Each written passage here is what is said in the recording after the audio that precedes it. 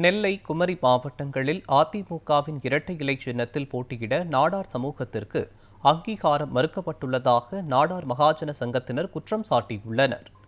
நெல்லை மாவட்டம் வள்ளியூரில் பேட்டியளித்த நாடார் மகாஜன சங்கத்தின் மாவட்ட செயலாளர் தங்கராஜ், எடப்பாடி பழனிசாமி நாடார் சமூகத்தை தொடர்ந்து புறக்கணித்து வருவதாக தெரிவித்தார். தமிழகத்தில் நடைபெறுகின்ற சட்டமன்ற தேர்தலில் அகில இந்திய அதிமுகவின் பொதுச் செயலாளர் திரு எடப்பாடி பழனிசாமி அவர்கள் அதிகமாக 80% நாடார்கள் வாழ்கின்ற கன்னியாகுமரி தொகுதியில் ஒரு நாடார் வேட்பாளர் அகில இந்திய அண்ணா திராவிட முன்னேற்ற கழகத்தில் இல்லை. அதனைத் தொடர்ந்து 60% மேல் வாழ்கின்ற நெல்லை மாவட்டத்திலும் நாடார்களுக்கு அங்கீகாரம் இல்லை.